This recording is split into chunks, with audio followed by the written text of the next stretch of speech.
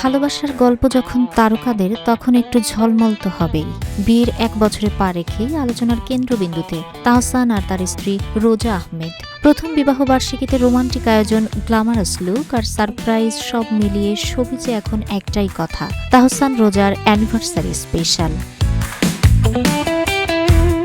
সম্প্রতি ইনস্টাগ্রামে নিজের বিবাহবার্ষিকীর কিছু মুহূর্ত শেয়ার করেন রোজা আহমেদ, আর পোস্ট দিতেই নেট দুনিয়ায় শুরু হয় আলোচনা।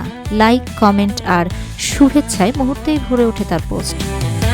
কিউব হোল্ডিংসের গল্পে সেই রেখাটি আঁকা হয়েছিল আজ থেকে 1 যুগ আগে। নকশাই আমাদের ভাষা।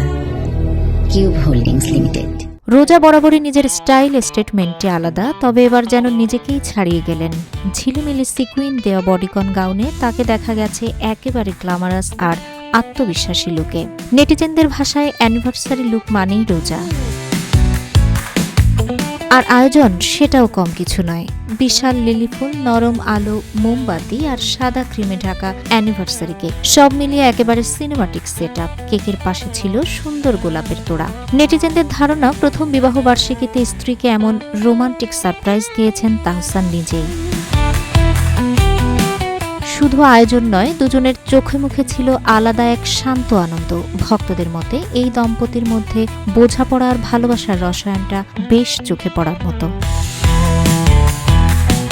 2025 সালের 4 জানুয়ারি বিবাহ বন্ধনে আবদ্ধ হন তাহসান ও রোজা আহমেদ। বিয়ের ছবি প্রকাশের পর থেকেই তারা ছিলেন আলোচনার শীর্ষে, আর 1 বছর পরেও সেই আগ্রহ একটুও কমেনি।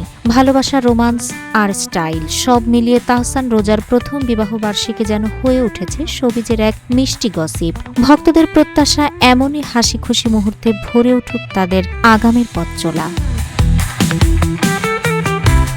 তাহেরা আক্তার, রূপালী বাংলাদেশ।